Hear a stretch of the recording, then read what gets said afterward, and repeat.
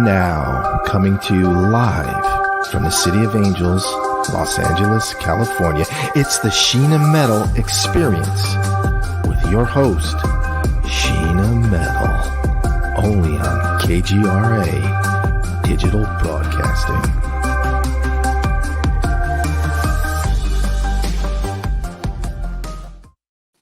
Hi, and welcome to the Sheena Metal Experience on KGRA Digital Broadcasting Network.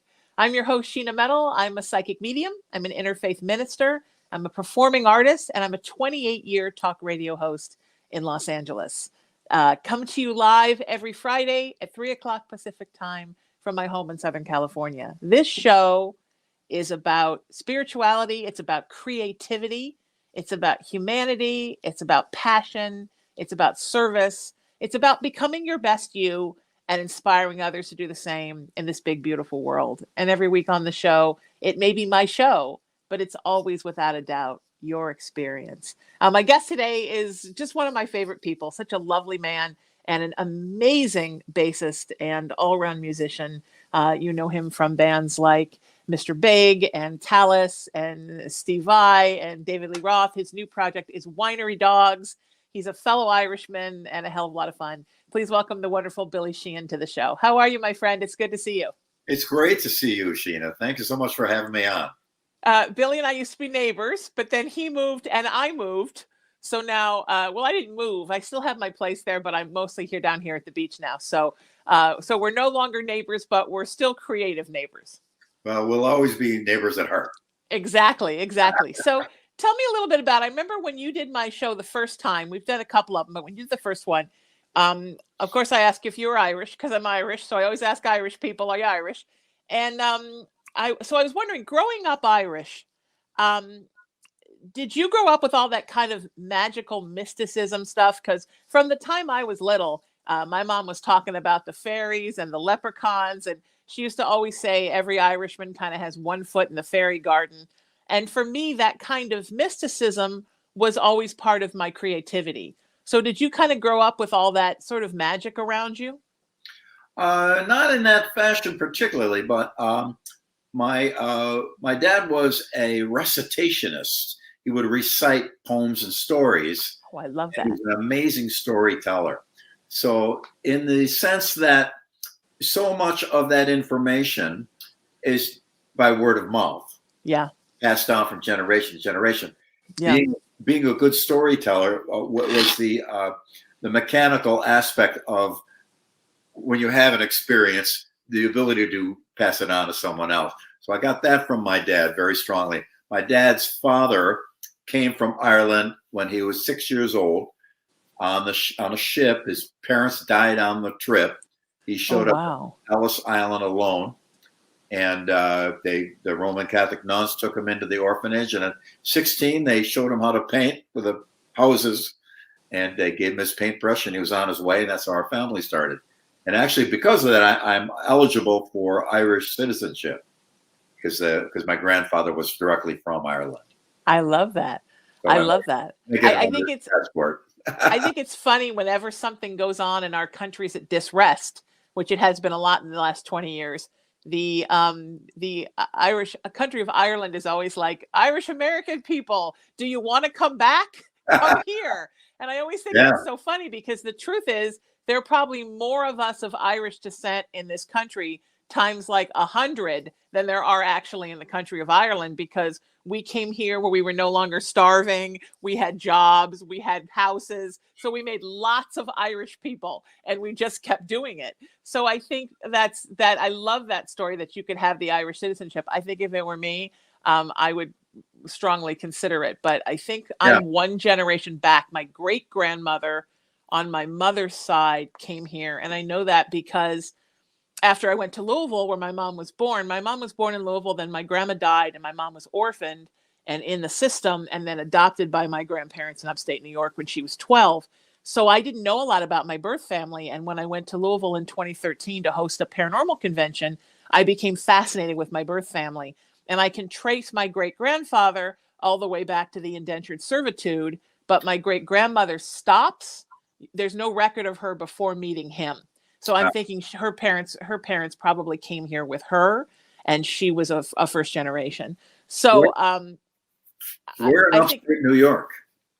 Poughkeepsie, outside of Poughkeepsie, Wappingers Falls. Yeah, that's where. Yeah, I'm Buffalo. That's further upstate. Yeah, what's funny is my bass player from my band. He's all about you, like you were his hero. He is also from Buffalo, and he used to talk to me all the time about Tallis. Yeah. And that's how I knew about Tallis, because when he was growing up, it was all about Tallis in Buffalo.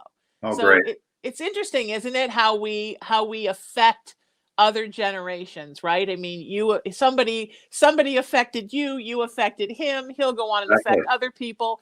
And to me, that's sort of like the beautiful wheel of humanity, especially with us creative folks, that we all sort of, we all influence each other, and it all just keeps moving on. And it's like the creative wand just keeps getting passed from generation to generation. I couldn't agree more. Right around the corner from my house, a guy named Joe Hesse. He was older. I had older brothers and sisters. I was a little kid. So he was in a band. So I wanted to be like him.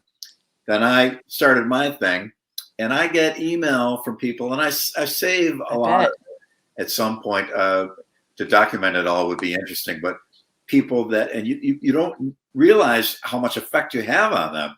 And I've had people write to me that were on the verge of suicide, that listen to some songs and change their point of view, or people that were sick and not doing well, and they brought themselves back listening to music. And it's really incredible, the connection that you mentioned between people, how you take from others and then give back. I see younger players now doing my shtick. Yeah, lead bass. And I'm glad, because like Paul Samuel Smith from the Yardbirds, or Tim Bogert, who I became a friend with later from Vanilla Fudge, he was a big influence on me. I was doing the same thing to those guys. I was taking their stuff. So whenever I see a young player, I go, hey, if you see it, go ahead and steal it. Go ahead, take it. Take the ball and run with it. I agree with that too. My guitar player used to always say, there's only so many notes, man. We're all working with the same notes. Exactly, so we're all really influencing each other. But I think that's beautiful, that you can see little bits of influences and things in the same way that you with painters, right? You can see somebody's modern painting, and you can see some Picasso in it, and you can see some Salvador Dali in it. I mean, I think that's how we remember that we're one human family, which I think is super important. I think the internet has been beautiful for that. One of my regular radio pals who I love is Kurt Smith from Tears for Fears. And he told this great story on my show once, that when they were on the road and making huge hits and selling tons of records, they had no idea how they were affecting people, because they never heard back from anybody, right? The record labels kept all the fan mail. You never saw it, and you never really knew. So here comes the internet and social media, and suddenly he's getting flooded with, like you said, emails and messages. I played your song at my wedding. I played your song at my mother's funeral. And then you really realize how music is life-changing, Billy, right? It literally changes lives. It really does. It changed mine. And a lot of times you just have to look at yourself and see how music affects you. I posted the other day a photo from the first concert I attended, which was Jimi Hendrix. Wow. And that changed my life. It changed my whole outlook on everything. And it got over 1,000 comments from people. Wow. Talking about their first experience and what it meant to them. And it's pretty cool. As much as the internet is in some ways a mess. Sure. Right. A hot mess. Yeah, exactly. But it is still a great way to be in touch. And I've heard from just so many wonderful people that I lost track of. And generally, I love that too. Yeah. Well, and people think you don't need it. People think if you're successful, if you're on tour, if you're making money, if they're playing your songs on the radio, you don't need to hear how anybody feels about your music. And maybe there's some people that don't, but I think most artists are very empathic and very intuitive and very tied into, when you play a live show in front of people, you're feeling the energy of your bandmates, you're feeling the energy of the audience. I mean, it's an experience, and everybody's feeling everybody. To be able to hear from those people, you moved me, kind of reminds us why we do this, right? Why we are involved in creativity, to change lives. And I get sometimes musician friends of mine say, man, I can't believe how you interact with everybody, because I read every comment. Yeah. I like it or whatever. I also respond to as many as I can. Yeah. Sometimes it's just a thumbs up or whatever, but sometimes, somebody says something particular, I have to say something back. And I spend an enormous amount of time, but I enjoy it very much. And I'm in touch with people, and I hear from them. I want to see what they think. Sometimes I want to put my thumb on the pulse of what's going on. Yeah. And it's great. I have I'm very grateful that I have so many incredible internet friends. I go, sometimes it is birthdays and holidays are a big jump. Right. You can't respond to 500. You just can't. I know. Right. I've sometimes I'll cut and paste the, a couple, that I can pop in there easier. But I do read them all, and it's important to me. Hearing what people say. When I first started playing, we were playing in clubs, and there was rarely a dressing room, and there was no place to really go. You'd step off the stage, and you'd be amongst the tables and chairs or people standing. Yeah. So from an early age, we got used to being very, very tight with everybody there. I'd step off the stage, sit down, have a beer or whatever with some friends, look up at the clock. Oh, got to do the next set. We'd get up there, start the set, play. So we were closely related. Then later on, when I went to Japan, before the internet, late 80s, they would send us fan mail, and it would arrive to us. They would make sure, the promoter, they'd make sure you got every message sent to you that you got. And they would include in the envelope a stamped envelope to them to return, right? Paper and a pen to make sure you could answer them. And I thought that was so touching. So we found out early, though, don't answer them in the beginning of the tour. Wait till the last night. Otherwise, because you answer them, they send another one back and they double your workload. So, so we'd wait till the last one, and I'd have a huge pile, and I'd go through them all. Occasionally, I'd have a friend help me do it. Sure. And I'd answer everything. I'd take one of my picks, put it inside. Nice. Seal the envelope, send it back. And that's why sometimes people say, man, you guys are huge in Japan. How did you do it? That was certainly a factor. We took care, we shook every hand, kissed every baby, answered every email, every snail mail message we got from everyone. We'd get there early, stay late in the hotel lobby. We'd sign everything all the time until everybody was done, and take photos with everybody all the time. And that the internet now allows us to do that in a much easier and more convenient way. Maybe not personal one-on-one like that was, which I still love and we still do, but it's still a way to be in touch with people. It's actually a wonderful thing. But I bet there's so many people, Billy, who somewhere in Japan in their treasure box is your pick. That's literally still there because that meant so much to them. It's that kind of human contact. You and I were talking before the show about how, because you now live in Nashville, and you were talking about how Nashville now reminds you of what LA was like in the 80s with the people everywhere and the bars full.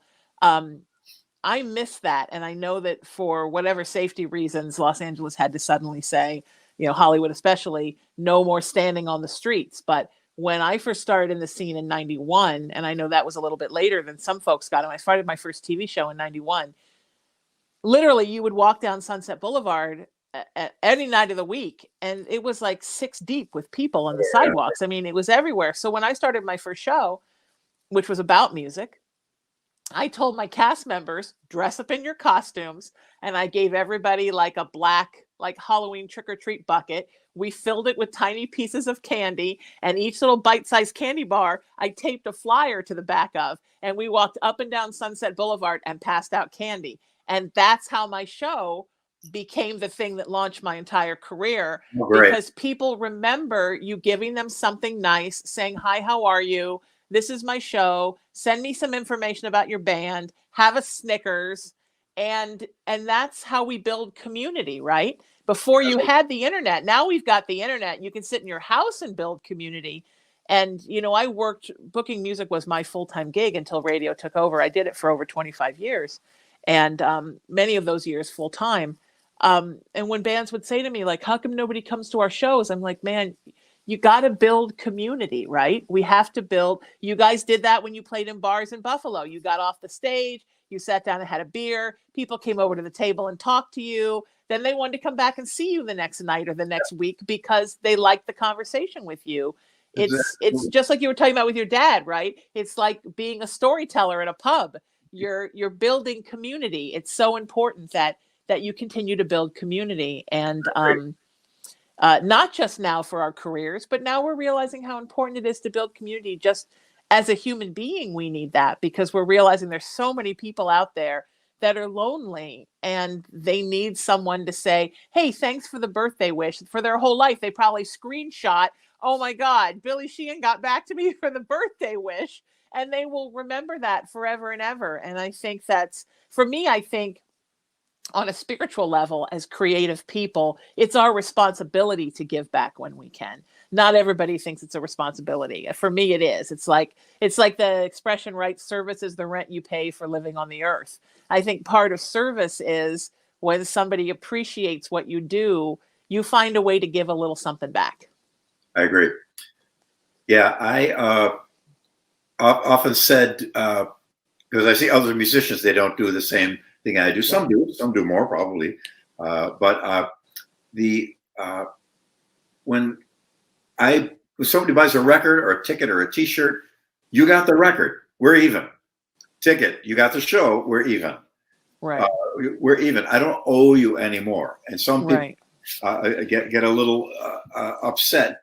I bought a ticket to a show, and we didn't get to shake your hand or get your autograph afterwards, and they get a little upset but I go way out of my way because I choose to do that. Sometimes sometimes it's impossible. We got to leave as soon as we're done because we got a 12-hour bus ride or whatever. So I'll explain that to people. But it's always been my philosophy that you bought it and you have it and we're even. But I have to step back from that and say everything I own, everything I have, all my material goods and wealth come from somebody buying a ticket, a T-shirt, or a record. Yeah. Everything I have. So I choose, therefore, to go the extra mile and do that for people. Some people don't, and that's perfectly all right. Sure. But I do. I wish they would change their mind because this is rewarding. I step outside of the venue in Taipei, Taiwan, and there's fans there, and I'm hanging out and talking with them. In Frankfurt, Germany, in Reykjavik, Iceland, all over South America, Australia, Thailand, Malaysia. For a while, I got more email from Indonesia than anywhere in the world. Awesome. In Indonesia, we played places no Western band had ever played before. Right. Well, that's the thing, right? That was something a privilege they never had. So it means so much more to them that people that live in this country that can see bands anywhere just by driving an hour or so have no idea how lucky they are, because some of these bands, people wait a lifetime for them to come once. Exactly right. And it's incredibly rewarding. I always try to learn thank you in every language. Oh, I love that. Terima kasih in Indonesian. Kamsahamnida in Korea, obrigado in Brazil, Portuguese, of course, Efaristo in Greece, Kapun Kap in Thailand, Spasiba in Russian, and of course, merci beaucoup and grazie and gracias and all those. And tak is most of the Scandinavian countries as well. But just to be able to say I love it. thank you in their language, man, they appreciate that. Sometimes people start rumors. Oh, the French people, they're mean and stuff like that. I had a day off in Paris. I just walked out myself, and I don't speak any French at all. But I know merci beaucoup, and they appreciate the right. They were just so nice to me. It was nothing but a pleasant, wonderful day. French people in Paris. Sometimes a reputation of being a little bit hard. Well, they were great. We had a riot. I got to say, of all the things I've heard in all my years in radio and TV, that's one of the most beautiful things I've ever heard, Billy, that you You go out of your way to memorize thank you in every language. So people get to hear how grateful you are in their native tongue and how much that means to them. And talk about you dispelling a rumor, right? That Americans don't bother to learn anybody else's language. We don't learn anybody else's history. We only care about us. You want to see us, you come here, you learn our language. That's really beautiful that you do that. I think that's it's a very gracious and gentle thing. And I'm sure people are so impressed with that, especially Indonesia and places where they think no one's ever going to learn our language. No one's ever going to pay attention to us.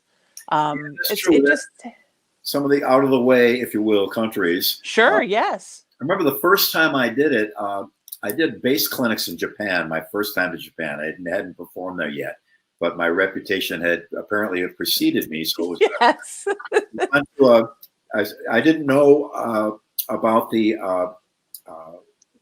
how big the venue would be or how many people were there. Yamaha brought, and they took footage of the plane landing, me getting in the car, footage, another car taking footage of my car going into Tokyo, and footage of me checking in, footage of me going to my hotel room. And they say, okay, when you walk in the door, say goodbye.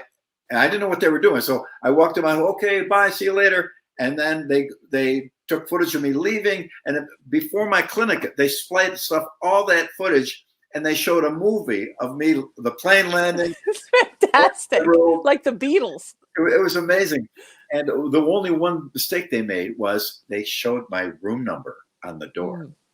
So I go to the clinic, and a base clinic is usually there from 10, maybe 20, maybe 200 people, maybe a couple hundred, 1,000 or so. This is a 3,000 seat NHK hall, sold out.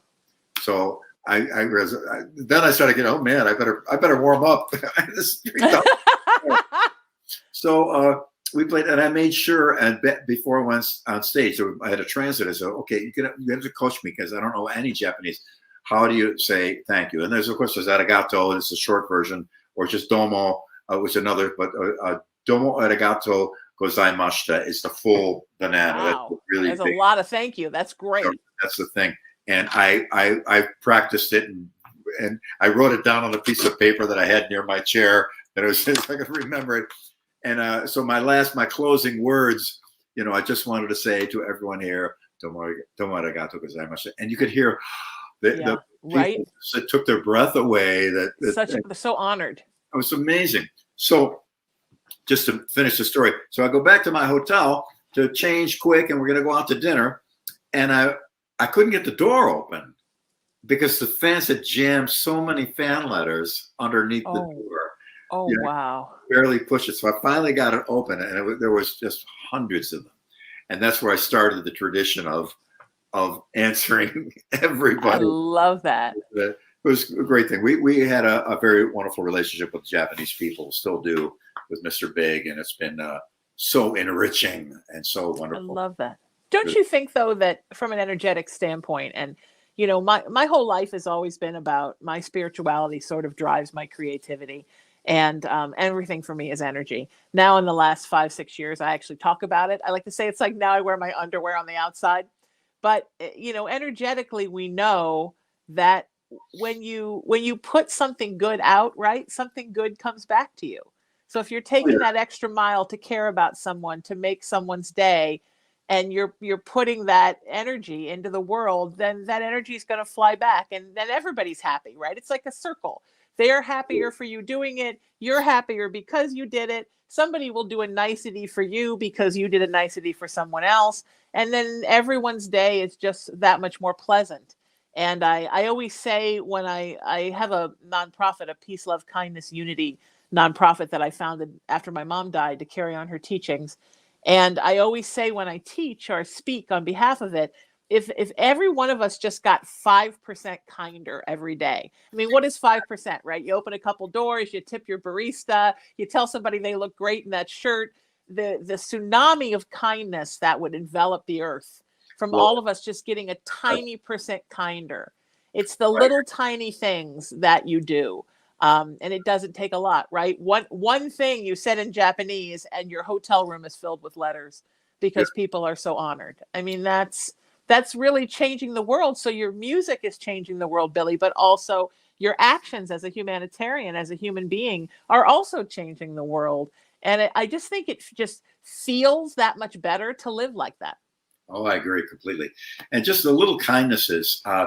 There's a couple of I know in our neighborhood here where we live. As you're driving down the street, everybody waves to everybody. Hey, how you doing? Yeah. There's an older woman that walks her two little doggies, and she sees my car coming. She's getting ready to, because she knows I'm. Hey, how you doing? Okay, cool. It's really good. But there's a it's attributed to Buddhism or a Buddhist quote, but I don't know that it actually was. I've seen some controversy on that. Sure. But the quote or story, if you will, that really I use as a foundation block of how I view the world is you can take a lighted candle and light 1,000 other candles, and your flame will not be diminished. Yes. In the least. Yes. Sure you've seen that. Yeah. And so many times, I don't want to wave. What if they don't wave back? So what? Okay. What are you doing? Yeah. Sure. And sometimes they don't. Sometimes when I'm friendly to people, they're like, I mean, they get. Yeah. I went to Montana once on tour to do some comedy. And, when I'm in a gift shop, I'm just talking your butt off because I'm so happy to be there. I'm happy to be in a new place. I want to know about you. I notice in Montana, because people don't see a lot of people, they kind of sometimes get a little. So then I always make a joke like, well, I'm basically a New Yorker, and if we stop talking, we think we'll die. And then I laugh, and then they laugh. So you have to kind of gauge it. But I'm the same way. I even wave at my grumpy neighbors that I know called the city once because my grass was too high. But I still wave at them because it's not. It only comes back on me if I'm not friendly. It only makes me not feel good if I'm not friendly. Yeah. And I'm not saying you have to be this Pollyanna all the time in the face of somebody not being nice to you or whatever. You don't want to go, you don't have to overcorrect, but there's nothing wrong with just doing what you can to somebody lets you in traffic and you wave. I mean, it's just a courtesy. Yeah. And it just makes the day better all around, I think, if we're all nicer to each other. And I think for me, and maybe for you too, it goes back to my Irish heritage of community. Our ancestors didn't have anything, money, they didn't have anything to eat, they didn't own anything. They're trying just to keep their kids alive. But there was community. If two or more were gathered, there was some kind of musical instrument. Somebody was telling a story. Somebody was singing a song. Somebody was dancing.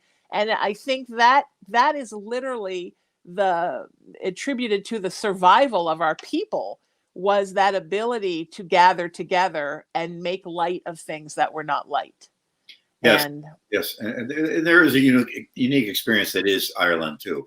I've of course, you probably read How the Irish Saved Civilization. Yeah. Great book. And all yes. Was it Angela's Ashes and follow-up book, Tis. Yeah. Two great books. Amazing. Well. Yeah. Yeah. And there, every subculture grouping of people or country or nationality, it exists everywhere. And I think sometimes we don't see it as easily as we see it in our own. But it's nice to know that there's a lot of that everywhere. My sister, when she was very young, traveled a lot in Mexico. Mm. And a lot of times we get the impression of Mexico due to the crime situation down there. It's happening right now, as a matter of fact. Very sad to see. But she said that people would regularly just invite you to their house, come on in and eat and sit down. And there was such an incredible community amongst the Mexican people that she just had nothing but a wonderful time down there. It was never in any danger, Sure. Because there's always an area of every country you got to be careful of, sadly. But so many people's impression of Mexico now, I wish they could hear my sister's stories, because they were just beautiful and wonderful, and great community of people. And I'm sure that it's like that everywhere. It's just sometimes it's a little harder to see because we're foreigners in another nation. But absolutely. I think it is more widely the case than not. Absolutely. I had a backup singer who was Irish, and she was from this family They all lived out in the desert, and there was like 13 kids, and they all played an instrument. And they would get together at different people's houses in the family and have a party. And it was her turn. And she came into rehearsal one night late, and we asked what was going on. And she said, "Oh, my family and I were partying, and the neighbors called the cops." Oh. And one of my band members said, "Oh, they must have been, are they really, really tough people?" She's like, "Well, we didn't think they call the cops because they're Mexicans and they have parties." And I started laughing, and I said, "Only the Irish party so hard that the Mexican neighbors call the cops." So, I always thought that was the funniest story, because I think in a lot of ways, the Irish culture and the Mexican culture is very similar in the family orientation, in the love of music and the love of food, and the way that we've been treated, culturally throughout history. My mom used to always say, when I grew up in Orange County, about an hour south of LA, where it was very conservative politically. And people would always ask my mom, "Well, what do you think about the Mexicans?" And my mom would say, "Honey, I'm Irish. 100 years ago, we were the Mexicans. So I have nothing to say. There's nothing, anything the Mexicans want to do. I know what my people went through." But I think when you come from an oppressed culture, and so many cultures at one time or another have been oppressed in the history of our world, these are the things that get you through. And when my mom was diagnosed with breast cancer when I was in my 30s, which was not what killed her, thankfully, I didn't know what to do. And I said to her, "What are we going to do?" And she says, "Honey, we're going to do what we always do. We're just going to keep laughing." Right. And I think that is growing up that way, which is part of why I founded this movement in her honor. Growing up, that was one of the things that was so important, was that fallback on, well, no matter how it gets, you just keep looking on the bright side, and you just keep finding a good thing in the midst of you find the light in the midst of the dark time, right? I think if everybody knew that, and everybody thought about that, that would change the face of the earth, including the internet, right? Where so many folks want to go and share their dark stuff. And, and sometimes it's about little things, right? There's a 3-paragraph thing on Facebook about how I went to Starbucks and my latte was the wrong temperature. I think if we just kind of kept that glass half full perspective, and I think folks who have had very rich and long and wonderful careers like yours, that attitude of glass half full probably is a lot of the reason why you just continue to grow and change and survive. Bands end, a new band begins, that band ends, another band begins, now this band gets back together. I mean, it's just, you kind of have to go with the flow and just stay hopeful, right? Yeah, I agree.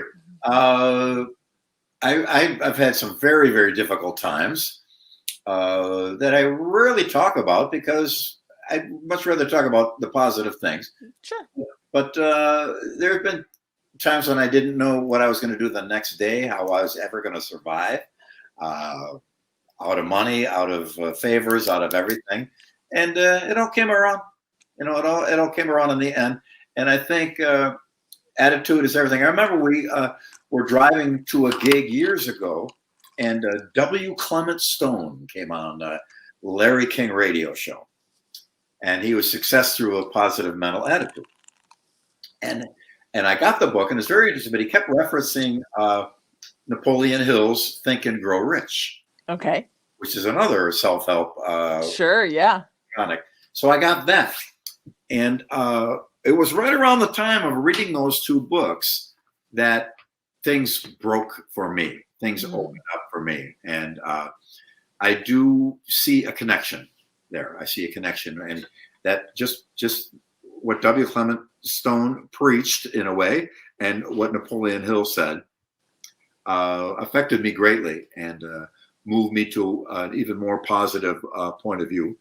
And sure enough, I rolled the dice and a 7 came up, and I had some great fortune, and good things started happening. And next thing you know, I'm out in LA and David Lee Roth's band, and it's the world.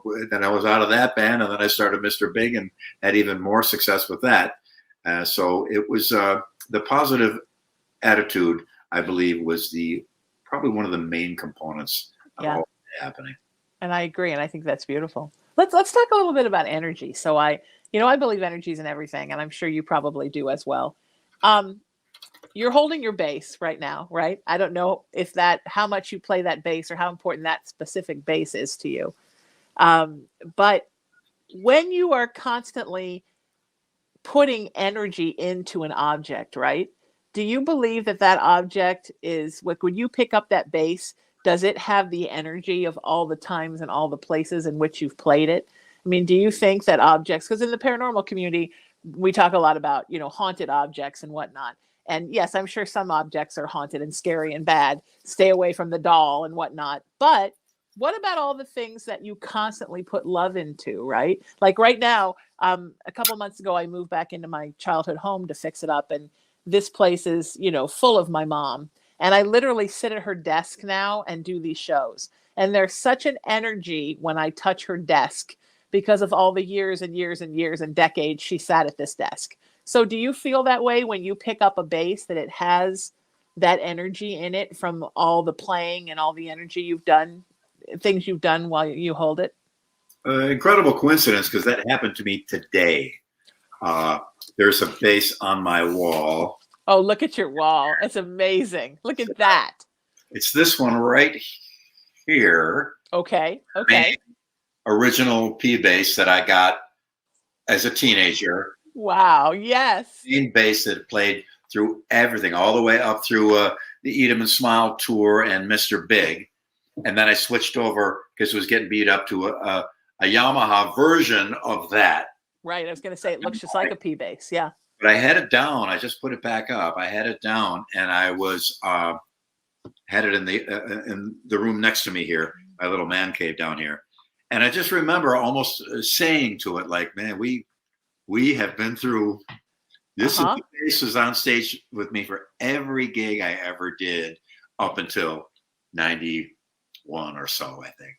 And even a little after that. But every gig, at thousands of gigs.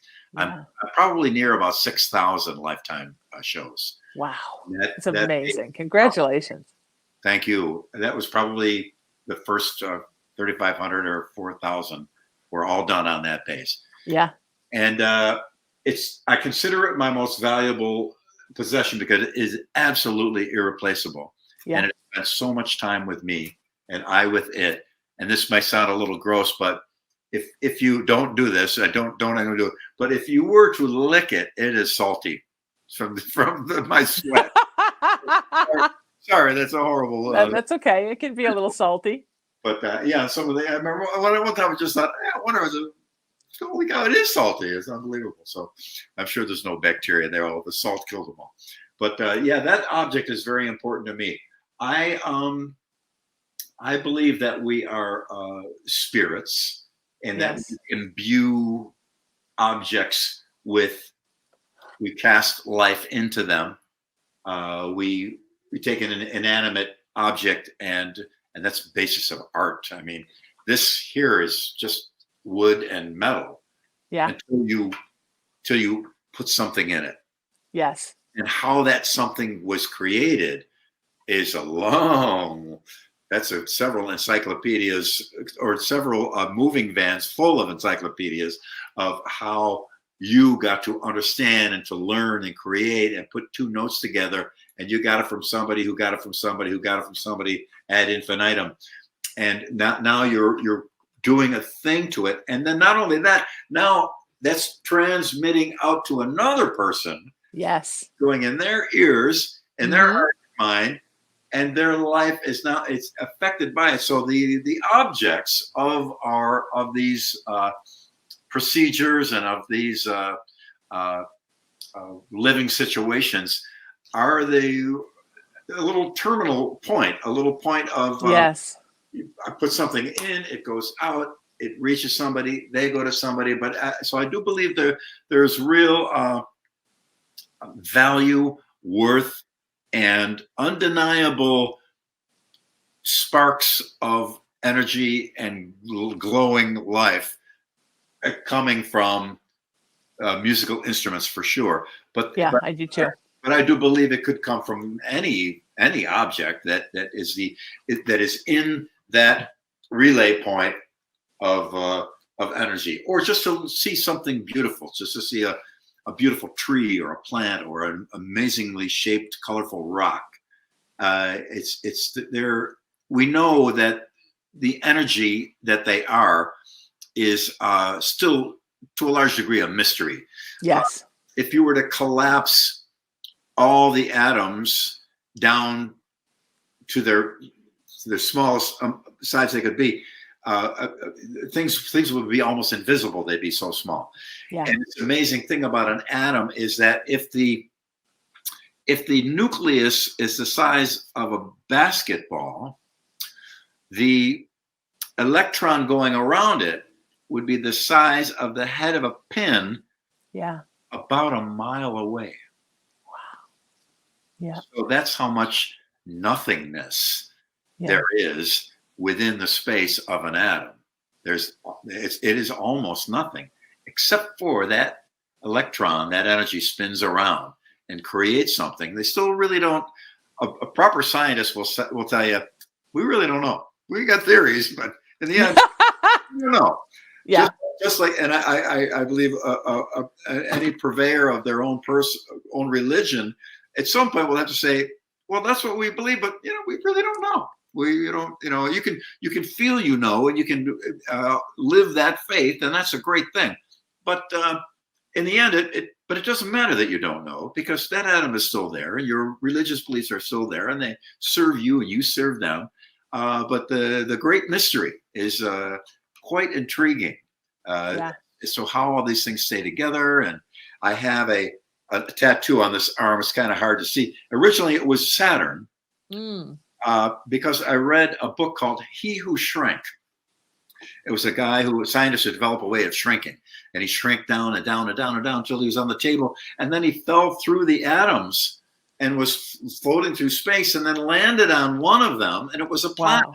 And they had this whole huge adventure, then shrunk through that one and one another, and all these different civilizations and ways of living and language and different kind of beings. And of course, the last one he shrunk down to was Earth.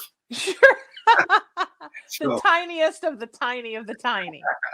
But energy and objects, I do believe we as beings animate. We animate our bodies. When we leave, our bodies are no longer animated. There still will be residual energies and things of that nature. But I'm a strong believer in how the significance of many objects. Yeah, I am as well, and I think that sometimes it's a good reality check to realize just how small we are in the scope of the Earth, and how small the Earth is in the scope of the galaxy, and how small the galaxy is in the scope of the solar system, and the solar system in the scope of the universe. And the vastness of everything, and the fact that there is a higher power and intelligence that is so much more, so much smarter than us, and kinder than us, and older than us, and wiser than us. I think it's beautiful to live under that tutelage. I know some people fear that. They fear the idea there's something bigger than us that could be pulling all our strings, and we're just part of an ant farm. But to me, that being guided through that, and knowing that as you walk your path, you're not alone, that there is something guiding you and letting you know, hey, I'm here, and this is basically, I believe, a teaching planet. I think life is learning, and we're here to learn lessons and overcome obstacles. And I love the idea that there is some big energy that is there to sort of love us and help us through that. And I don't mind the work, right? I've got that Irish work ethic, Billy. I like the work. I like doing work in real life. I like doing the spiritual work. I like doing the emotional work. I think all of it is so necessary, and I don't have a problem doing it. But this is not really a place to be lazy. This is a place to learn. So you kind of have to want to do a little bit of the work. And unfortunately, that means sometimes the times are tough, right? And your phone's not ringing, and you don't know where your next paycheck's coming from. And then the next minute, times are wonderful. But you just have, my mom used to always say, you got to put your faith in the hands of the gods. And I think that's true. Sometimes you just have to give it up and say, you know what, wherever my next gig is, you just let me know. So now when people come up to me and they say, well, what do you have planned? And what's next? And what's going on? I'm kind of like, I just kind of wait for spirit to tell me what's next. And then I say yes, and I go. And it's a little bit of a scary way to live, but it's also like a really wonderful way to live. Oh, great. Yeah, there's another analogy that you reminded me of that I often cite is there's an orchid that has is shaped exactly like this particular moth. And it is so that the moth sees it and goes and flutters around on it and picks up its pollen, pollinates it, and spreads the pollen. Pretty amazing. And I always say to people, how did the orchid know what the moth looked like? Yeah. So yeah, but it did. It's difficult to deny some intelligence. Absolutely. Yes. To deny it. Absolutely. I'm propagating. I'm sorry. No, I'm sorry. Random coincidence doesn't really reveal that. I remember a scientist talking one time about evolution and the time span that would be required for a creature to evolve a tooth would be many billions and billions and billions of years beyond the age of the Earth. So I do believe things things definitely evolve. Yeah. But I think the track is much different than we may realize. I agree. And the intelligence, right? I'm currently, since I moved into this house, my new thing is I'm propagating succulents and cactus. So people call me up and say, hey, I've got some cactus clippings, come. Because I love the idea of putting new life in a place where my mom lived. And the best way to propagate a succulent or a cactus in water is you put the cactus about this far above where the water is, and the cactus will grow the roots to find the water. I mean, to me, that is such a sign of intelligence, because a lot of people, you know, you leave them in the middle of somewhere in a city, they can't even find a pizza place.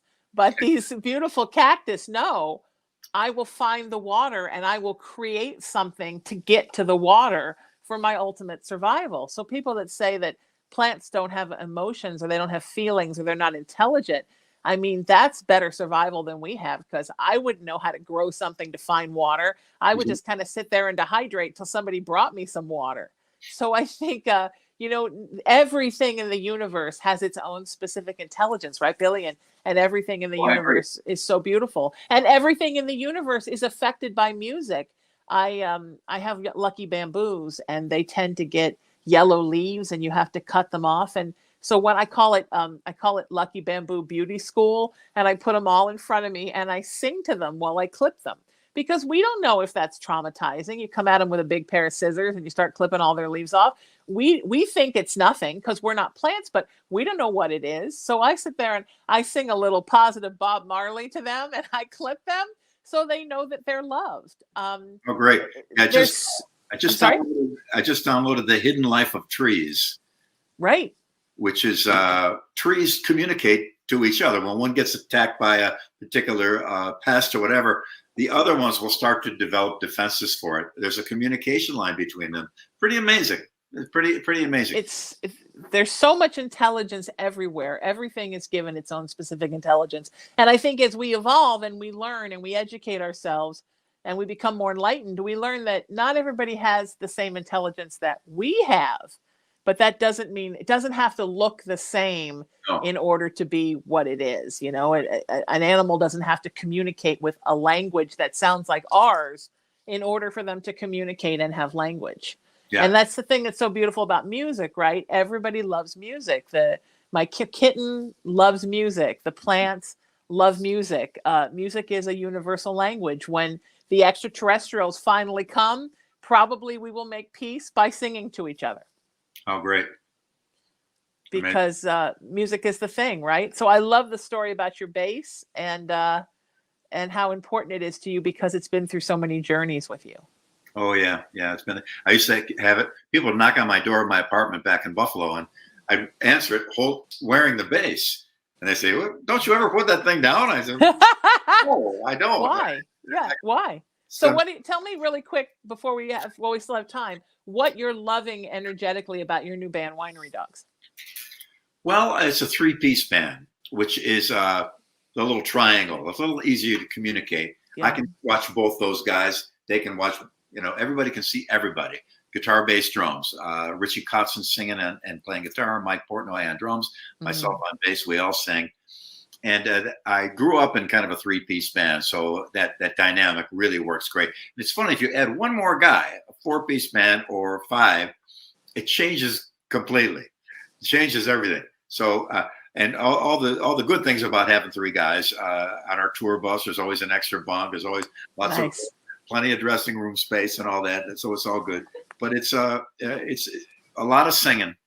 I always tell young players, ask me for my advice. I say, there's three things: get in a band, get in a band with songs, get in a band with songs that you sing, and that's kind of the universal formula. Yeah, The Beatles, the Stones, Hendrix, Rush, AC/DC. They all were a band. They all had songs. They all had songs you could sing. Yeah, pretty good. So I hope your engineer enjoys the Winery Dogs. We have a new record that just finished. It's going to be out either later this year or early next. And if I could plug also a new Talus record, my old band from Buffalo. Nice. I cannot wait to hear all. I can't wait to hear the new Winery Dog stuff. More to come. Yeah, let me know what you think. I will. I absolutely will. Tell me where people can find you online. And I thank you so much for being here. My pleasure. I'm Billy at BillySheehan.com is my email. I have an Instagram with a little blue check mark verified that it's me. Nice. 2 Facebook pages. One is a band page and one is a personal. And then I also have a Twitter account, and they're all with the little blue verified check mark. And if you do write to me, I will get back to you. Maybe not instantly, but as soon as I can. And I invite all your listeners to drop by anytime. And if they want to communicate with me, I'd be happy. I love that, my friend. I'm honored by your presence, and I have so much respect for you as a musician and as a human being and a spiritual being. It's wonderful to have you here. If you miss those links, you can also find me at sheenametalspiritual.com. Everything about my entertainment life, my spiritual life can all be found there. Also on social media, I'm just at Sheena Metal everywhere. Until I see you next Friday at 3:00 Pacific time, you can do these things for me. Seek peace wherever you go. Live in love. Lead with kindness. Embrace unity, always work to raise your energetic vibration. And most importantly, know that you are loved and you are loved. I'm Sheena Metal. Thank you, Billy Sheehan. Thank you, KJRA Digital Broadcasting Network. I'll see you next week, and you take care of yourselves.